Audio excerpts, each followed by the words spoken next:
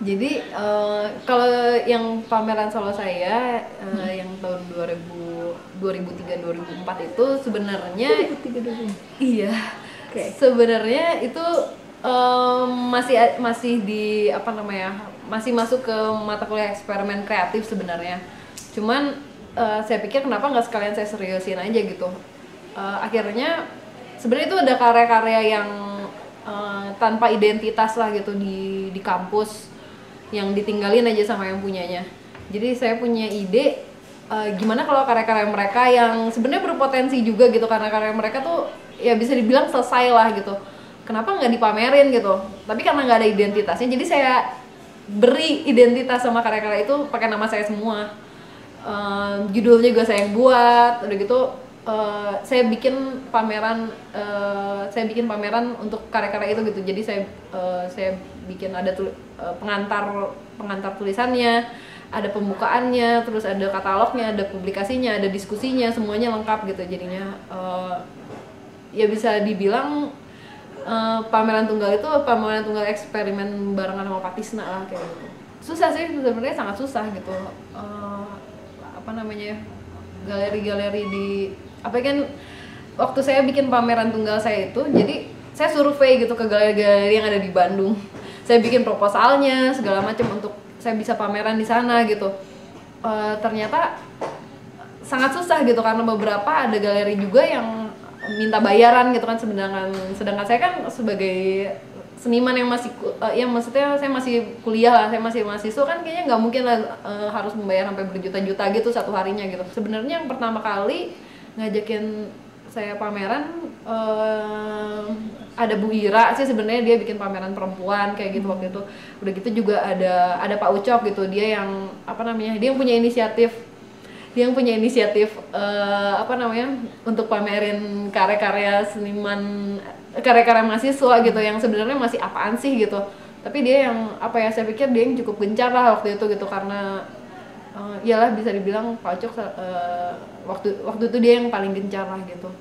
Jadi ya gitu sih, pameran susah sih kalau untuk di luar kota sih, kayaknya nggak kepikiran banget lah gitu. Kalau misalnya di Bandung ya itu mungkin cuman sebatas Galeri Sumarja sama ya itu mungkin galeri-galeri yang galeri alternatif gitu. Karena saya udah bikin karya neon light itu dari zaman TA, itu udah sekitar 2005, sekarang 2009. Saya mulai berubah tahun 2000, ya saya udah sekitar 3 tahun lah bikin karya itu, dan entah kenapa saya udah mulai bosan gitu. Udah gitu, dan juga orang kayaknya terlalu banyak yang suka gitu, jadi akhirnya orang banyak yang ngatur-ngatur gitu, kamu gini deh, kamu gini gitu. Di tahun 2008 awal Mbak Mela sama Mas Nindit datang ke rumah saya, ngajakin saya untuk residensi Landing Sun di Cemeti gitu di Jogja. Akhirnya waktu Landing Sun itu momennya lah gitu, momennya saya ketemu banyak orang yang, ada orang yang tahu saya, ada orang yang nggak tahu saya gitu, dan partner saya di sana yang orang Belanda juga ngelihat kayaknya saya terlalu terikat gitu, terlalu takut gitu. Saya ngeliat, wah orang ini kok bisa bebas banget gitu bikin karya, comot sana comot sini gitu, sesuka dia gitu. Ada rasa iri lah gitu. Akhirnya saya memberanikan diri untuk oke lah gitu, ini momennya gitu, karena di Cemeti juga kan saya dibebaskan untuk bikin apapun dengan konsep apapun, suka-suka kamu lah gitu. Akhirnya ya udah, saya nggak mau dengar orang lain ngomong apa, akhirnya jebret saya mulai bikin apa namanya, lukisan dari visual TV yang rusak gitu. Karena di sekeliling saya sekarang dunia digital gitu, jadi visual TV yang rusak ini dia jenisnya bisa macam-macam gitu, nggak harus terpotong-potong kepalanya, tapi bisa juga warnanya berubah, atau bisa tiba-tiba jadi agak apa namanya, agak blur, atau kayak ada ilusi optikalnya gitu. Jadi saya pikir ini masih memberi ruang saya untuk banyak bereksperimen lah gitu, dan untuk kedepannya saya masih pengen banyak eksperimen lah gitu, karena saya juga nggak percaya bahwa ini adalah pencapaian saya yang paling tinggi gitu. Jadi saya pikir masih ada lah ke depannya, masih ada pencapaian lain lah gitu. Yang baru sih sekarang bikin drawing. Itu sebenarnya mungkin saya udah suka bikin drawing tapi baru sekarang saya keluarin gitu. Terus udah gitu mungkin kalau untuk yang tunggu dulu ya. Iya. Cut. Ya medium apa namanya? Yang untuk pameran yang sekarang ada drawing gitu. Jadi yang dulu nggak pernah saya keluarin, sekarang baru bisa saya keluarin gitu. Terus udah gitu ada juga print dengan layers. Udah gitu di belakangnya juga saya kasih lampu supaya bisa berpendar, supaya bisa mendekati TV lah gitu. Itu sih medium yang barunya lah gitu. Buat saya pertanyaan paling susah, siapa pelukis favorit kamu lah, atau siapa pelukis idola kamu, itu tuh susah banget karena saya juga melukis, jadi saya pikir apa yang dia bikin saya juga bisa bikin gitu, jadinya kurang menginspirasi lah mungkin gitu. Justru saya apa namanya yang namanya jadi favorit saya kayak gitu malah jadi seniman performance kayak Mbak Melati gitu. Udah gitu yang bikin instalasi kayak Mbak Mela gitu, bahkan seniman video gitu misalnya. Justru itu yang apa ya, buat saya menarik gitu, karena saya nggak bisa bikinnya tapi saya mau bikin gitu. Jadi apa namanya, yang sekarang yaitu saya mengangkat, saya tertarik dengan noise, dengan gangguan yang ada di TV gitu. Berikutnya yang menarik juga adalah waktu ada gangguan di TV itu, terus saya tangkap pakai kamera gitu, karena kamera itu sendiri dia menangkap hal-hal yang nggak bisa kita tangkap pakai mata kita gitu. Jadi di TV itu biasanya ada kayak semacam radiasinya gitu, atau ada pergerakannya tuh yang mata kita nggak bisa tangkap tapi kamera bisa tangkap gitu. Jadi apa namanya, saya ngambil unsur visual itu juga gitu. Visualnya itu sendiri saya ambil dari acara-acara TV reguler yang biasa ada di TV, misalnya kayak sinetron, infotainment, atau misalnya dari iklan-iklan gitu. Saya mengambil tema-tema tentang tentang perempuan gitu, karena ya banyak yang nonton perempuan gitu, dan banyak juga yang ditampilkan di TV juga perempuan gitu, walaupun misalnya produk untuk laki-laki kayak gitu. Bukannya mengecilkan arti wanita yang berkerudung, justru saya heran gitu sama televisi gitu, kenapa wanita yang berkerudung selalu diidentikan seperti itu gitu, wanita baik-baik yang menderita gitu. Walaupun di ujung akhir ceritanya akhir ceritanya juga orang yang jahatnya jadi baik, tapi di perjalanan mereka tuh sangat menderita gitu. Dan yang herannya lagi, misalnya di satu waktu, di 1 jam gitu misalnya, itu tuh bisa ada 2 atau 3 sinetron bersama dan ceritanya sama gitu. Ada apa gitu? Kenapa saya banyak menampilkan wanita-wanita yang berkerudung gitu? Bukannya saya nggak tertarik untuk untuk menampilkan misalnya ciri khas agama lain atau apa gitu, tapi karena saya hidup di negara yang mayoritasnya muslim gitu, dan tayangan cerita tuh kalau misalnya sinetron mereka tuh pasti agamanya muslim gitu. Jadi saya agak kesulitan untuk, saya mau cari sinetron misalnya yang Kristiani atau yang Buddha atau apa, itu susah lah gitu. Udah gitu saya juga ambil dari infotainment, karena ya gitulah, karena cerita mereka kan selalu dibesar-besarkan kan gitu. Udah gitu juga dengan muka mereka yang perfeksionis lah gitu, maksudnya cantiknya luar biasa gitu. Begitu juga dengan dengan iklan lah gitu. Wanita di make up sedemikian cantiknya gitu, sampai orang-orang berpikir bahwa yang namanya cantik tuh harus seperti mereka gitu. Yang namanya cantik tuh harus putih, yang namanya cantik tuh harus rambut panjang dan lurus gitu. Saya nggak percaya itu gitu, makanya waktu gambar mereka dirusak, saya pikir ini malah jadi menarik gitu, malah jadi wah ini malah lebih keren dari iklannya gitu, dari aslinya gitu. Sesuatu yang didramatisir, yang terlalu ditonjolkan, itu pasti palsu gitu. Jadi saya selalu berpikir yang kebalikannya lah gitu. Jadi kalau misalnya orang bilang A, saya muter-muter dulu, ya gitu, saya nggak percaya gitu. Orang mungkin saya agak kurang percaya lah, orangnya agak curigaan lah gitu. saya senang sih karena ternyata walaupun di Selasar saya masih bisa bereksperimen dan mereka bukan mereka maksudnya terutama Pak Jenong tuh dia masih mau nerima saya yang tiba-tiba berubah di tahun ini gitu, benar-benar berubah jauh dari karya sebelumnya, tapi dia masih punya keoptimisan gitu untuk memamerkan karya saya. Saya pikir itu udah cukup lah, saya nggak berpikir untuk pencapaian apapun lah gitu, dengan yang muluk-muluk kayak gitu, tapi dengan kesediaan mereka untuk memamerkan karya saya yang sekarang itu juga udah luar biasa banget. Yang menginspirasi saya untuk karya-karya ini ada dua seniman, yang satu Pipi Lotiris, dia video artis, sama Nanjum Paik. Nah si Pipi Lotiris itu sendiri juga dia terinspirasi dari Nanjum Paik gitu, jadi saya ngelihat bahwa ya mereka keren lah gitu dan sangat menginspirasi. Karya-karya saya, sikap saya sebenarnya dalam berkarya, apapun yang datang sama saya punya kecenderungan untuk berpikir sebaliknya gitu. Jadi kalau misalnya ada orang bilang A, saya nggak langsung percaya gitu, jadi biasanya saya langsung berpikir yang sebaliknya dulu gitu. Kalaupun misalnya ternyata A itu memang benar A, ada proses untuk balik lagi ke sana gitu, untuk berpikir bahwa memang itulah yang benar lah gitu. Ya yang sekarang ya gitu sih, jadi makanya saya rusak-rusakan gitu gambarnya, karena saya nggak percaya apa yang ditampilkan sama televisi lah gitu. Ya selama ini kan Selasar selalu fokus pada, jadi Selasar itu memberi ruang yang banyak, itu salah satu visi dan misinya saya pikir, memberi ruang yang selalu lebih banyak pada seniman-seniman Bandung. Terus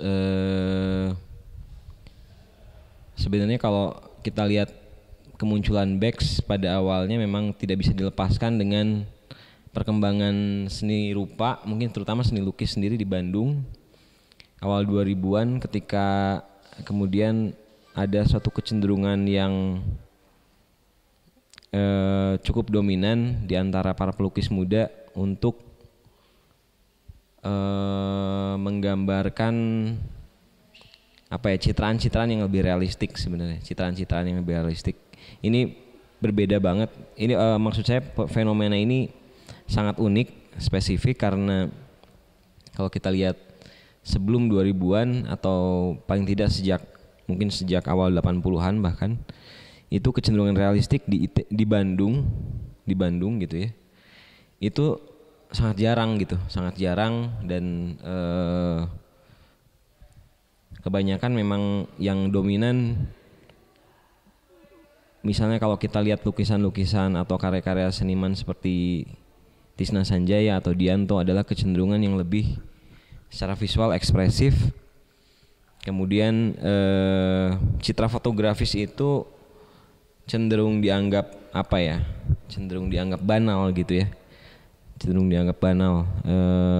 Di Bandung ini sebenarnya kalau kita telusuri lagi ke belakang, memang ada sejarah di mana seni lukis itu harus liris gitu. Liris dalam pengertian dia menggunakan spontanitas, kepekaan emosi, kemudian bahasa yang mungkin puitik gitu ya kalau dalam sastra. Dan itu berlangsung paling tidak seperti tadi saya bilang sampai 90-an. Nah, 2000-an itu muncul generasi baru yang menurut saya paling tidak dipengaruhi oleh kemunculan seniornya ya, yaitu Dik-Dik sebetulnya. Dik-Dik semenjak Dik mungkin pertengahan 2000-an ya, mulai 2000-an kesana gitu ya, itu mulai menggarap image-image realistik dan kemudian memberi bobot yang lebih pada persoalan cara pandang bagaimana seni lukis itu kemudian dianggap sebuah medium yang bisa mempersoalkan realitas secara lebih unik gitu ya dibandingkan dengan medium lain, karena dia sekarang berurusan dengan citra 2-dimensional. Nah, Beatrix itu kemudian muncul sebagai salah satu dari sekian banyak seniman yang juga mulai mengeksplor atau mulai menjelajahi kemungkinan bahasa seni lukisnya dengan perangkat komputer. dengan perangkat komputer. Jadi di situ sebetulnya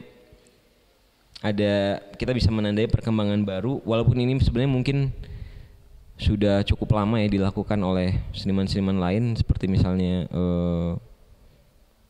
kita bisa telusuri dari Dede Eri Supriya misalnya. Tapi penggunaan citra fotografis yang dimediasi oleh komputer itu kemudian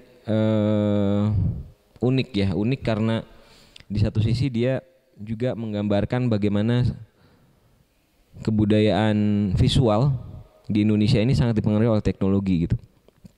Ya pada masa-masa itu memang sudah tidak aneh lagi misalnya kalau setiap mahasiswa atau bahkan setiap rumah itu punya komputer gitu, dan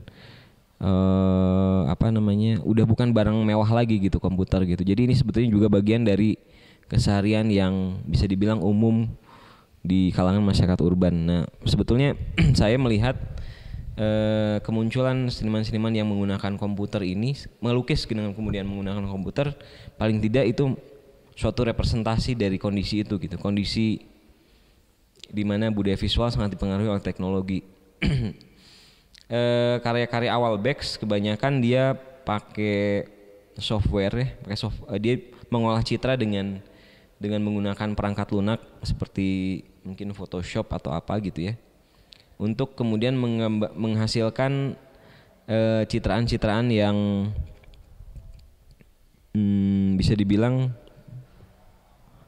pop ya, banyak karakter popnya karena menarikin. Tapi sebenarnya Bex juga punya skill yang bagus ya dalam melukis, sehingga kemudian apa yang disalin gitu dari hasil citraan dari komputer itu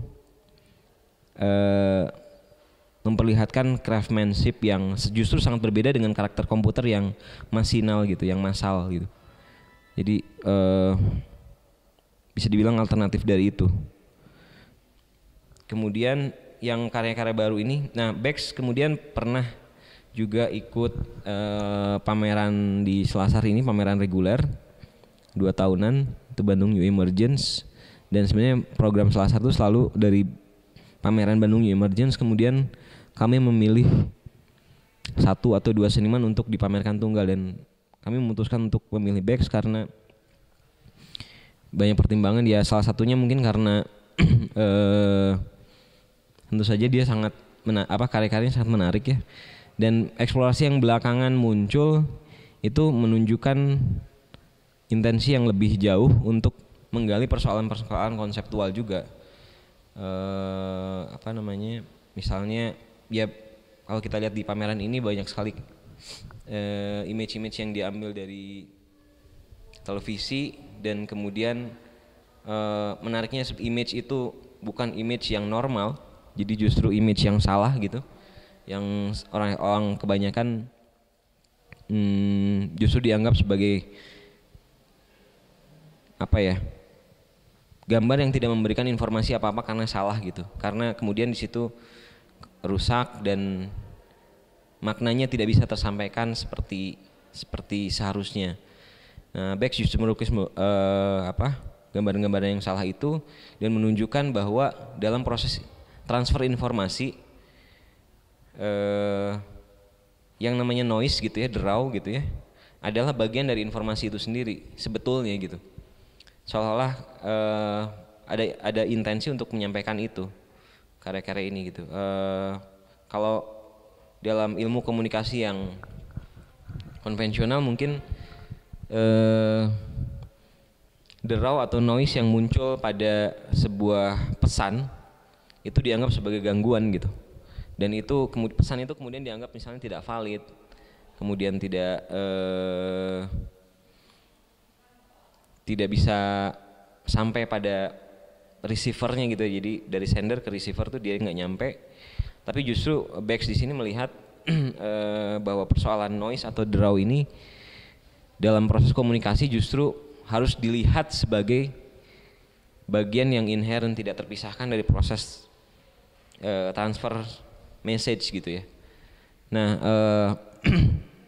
ya message-nya apa gitu ya dalam karya-karya ini? Bex kemudian sengaja mengambil image-image perempuan. Jadi misalnya ya banyak figur selebritis gitu perempuan, kemudian misalnya ibu yang memakai jilbab gitu, muslimah, yang memang kalau kita lihat ini stereotip perempuan gitu di televisi gitu. Dan dengan menampilkan itu sebetulnya menampilkan gambar yang salah dari sebuah stereotip gitu ya tentang perempuan yang banyak diekspos oleh media. Itu sebetulnya lukisan-lukisan ini juga sedang menyatakan sesuatu tentang bagaimana stereotip itu juga seharusnya tidak dianggap sebagai sebuah kebenaran gitu. Jadi derau yang mengganggu makna tadi itu adalah sebuah upaya untuk menampilkan sebuah menampilkan sebuah opini juga dari pelukisnya, dari Bex gitu, bahwa stereotip yang muncul dalam televisi selama ini tentang perempuan sebetulnya tidak benar gitu.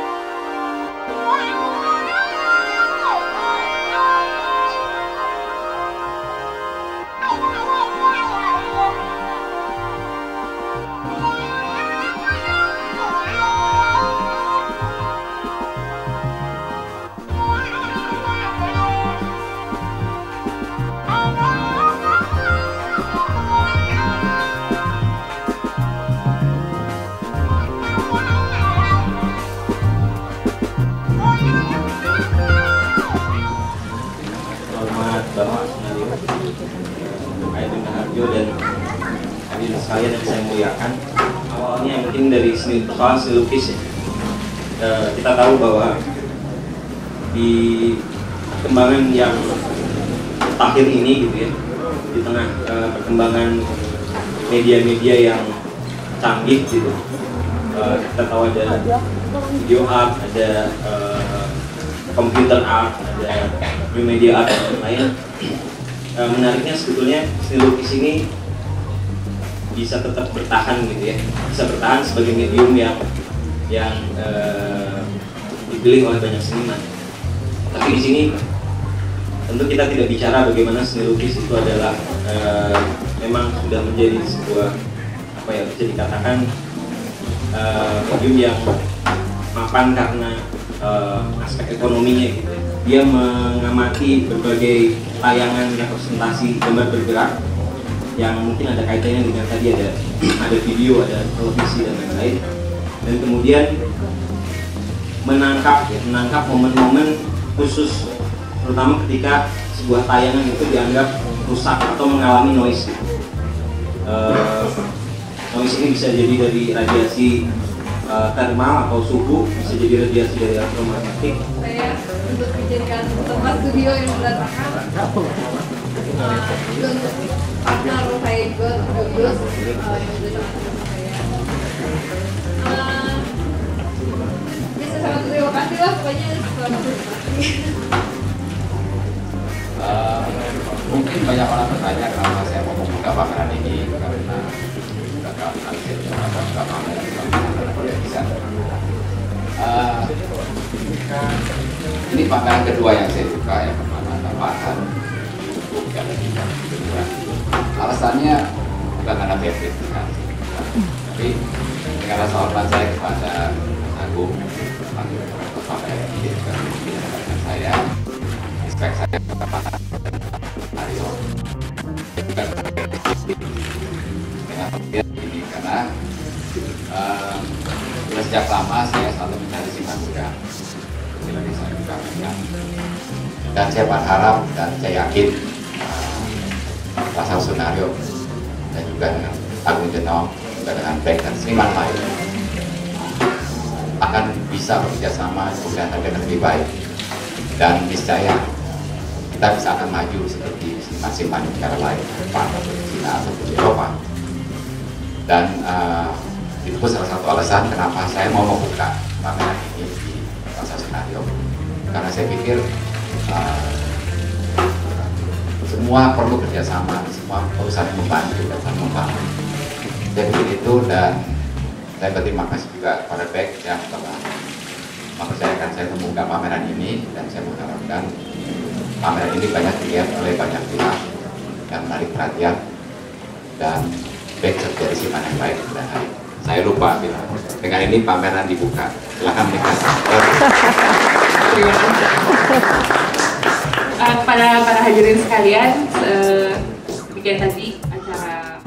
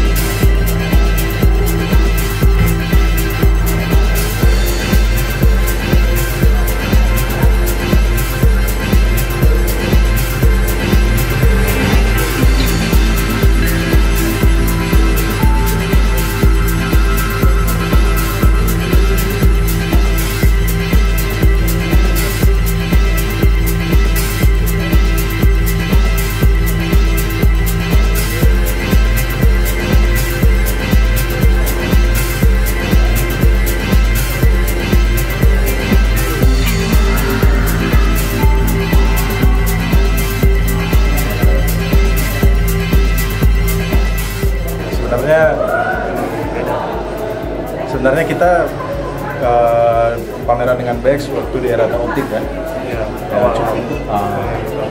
konsep mengenai digital menjadi lukisan itu dimulai dari Erata Optik, dan sekarang menurut saya sih cukup ini ya, cukup berkembang, konsepnya berkembang ya. Dalam artian ada media-media yang banyak, bukan hanya lukisan saja, tapi masih dalam kapasitas optikal digital ya terutama. Dan kadang-kadang sepertinya sinis gitu, dan di karya dia sebelum ini yang masih latarnya black, terus ada neon-neonnya, itu sih mungkin sedikit kayak bentuknya tuh masih nggak terlalu sinis dari tema-temanya. Tapi kalau dari karya yang sekarang mungkin kalau aku lihatnya sinis banget gitu, kayak seolah-olah kayak mencemooh gitu, kayak apa yang mungkin udah ada juga temanya lebih fokus. Kalau di sini kan tentang image perempuan di media ya, dan terus nyari sih sebenarnya, dan nggak takut gitu, dan selalu jadi sebenarnya dia terus mempertanyakan makro yang aku tangkap. Jadi kayak dia seolah-olah tuh nanya-nanya terus ke dirinya sendiri, gimana dia dalam melukis, menanggapi warna, dan terus evaluasi dari karyanya. Menurut gua Bex ya seniman yang baik dan saya support terus untuk karyanya dia selalu ide-idenya yang juga yang suka kadang-kadang ya nyeleneh atau menghiwal dari orang lain, kalau sudahnya memahiwal dari orang lain, tapi itu justru keunggulannya dia, dan untuk kelebihannya dia terus proses berkaryanya dia tuh orang yang sangat ambisius dan optimisme tinggi, dan ya maju terus lah, pokoknya semangat terus lah, biar Bex juga maju dan gue juga maju. Sip. Kenapa disebut termasuk seniman penting di Bandung, terutama seniman muda, ya karena memang etos kerjanya yang mau untuk terus-terusan berani berubah itu. Ya mudah-mudahan kan ini bukan langkah akhir dia untuk menemukan yang lebih baik. Artinya kan melulu kalau kita berbicara tentang masalah aktualisasi kesenimanan itu kan perlu waktu untuk mengujinya itu. Jadi kita belum bisa berkomentar berkomentar secara gamblang bahwa iya hari ini seperti itu, tapi kita bisa lihat next time-nya gitu. Nah itu yang kita tunggu lah. Tapi aku ngelihat sih kalau misalnya sebagai seniman dia punya potensial, masa depannya ya berarti kan bergantung lagi bagaimana dia bersikap dan bekerja itu. Ya kalau saya pikir itu menarik dalam pengertian bahwa situ kita bisa lihat bahwa dia mencari kemungkinan baru ya, satu inovasi, kemungkinan baru, dan pandangannya mengenai TV sebagai konsep dasar untuk dia berkarya itu juga menjadi menarik, karena itu masalah kepekaan seniman melihat kemungkinan gitu. Dan saya seperti tadi ungkapan pembukaan bahwa buat saya seniman itu harus kreatif, harus terus mencari, dan saya pikir itu yang menjadi menarik untuk Beck, bahwa dia tidak istilahnya berada di tempat atau menggunakan media yang sama, teknik yang sama, konsep yang sama, tapi dia terus mencari. Kalaupun ini mungkin belum berhasil total, tapi kan sebagai satu langkah awal yang ke depan akan bisa lebih baik lagi. Saya pikir itu yang menjadi menarik untuk Beck, dan jadi spiritnya dalam spirit kontemporer sekarang ya, harus terus mencari, harus terus berubah, harus terus tidak merasa puas. Artinya puas dan tidak merasa puas. Puas itu dalam keberhasilan dia berkarya, tidak puas berarti dia masih ada kemungkinan lain yang lebih baik. Saya pikir itu yang paling penting.